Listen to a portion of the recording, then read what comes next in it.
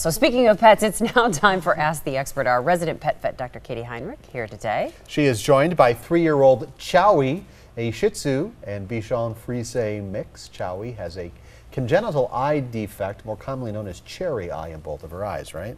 That's right. Because you said something and Steve and I said, what? All dogs have a third eyelid. They do. So in the inner corner of their eye, there is literally a little membrane there that we call the third eyelid. And in most dogs, it doesn't cause them a problem, and you might kind of see it. It basically can act as a wiper to refresh the tear film over the eyes, and you'll see it go up when they're sleeping and things like that. But there's a gland in that third eyelid that produces 30 to 50% of the tear production in the eye. And in some dogs, that gland, the connective tissue that keeps that gland in place to the bone in the face will break down, and that gland will pop out, and we call that cherry eye. So she has dry eyes.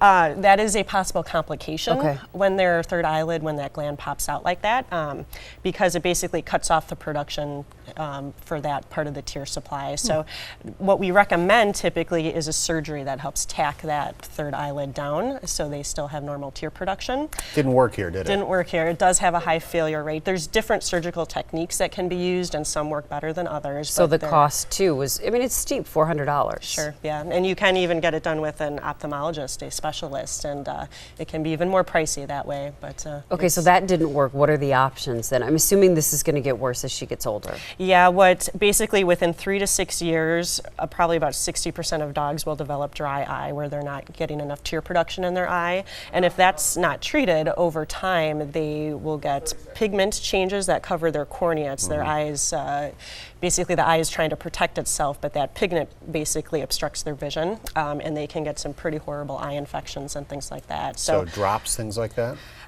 Basically surgery again is really all you can do. There are some drops that can help lubricate the eye, but you're basically just you're not fixing the problem, you're just fixing the symptom. Chowy, thank you much. Got a question for the experts? Email them, asktheexpert@todaystmj4.com.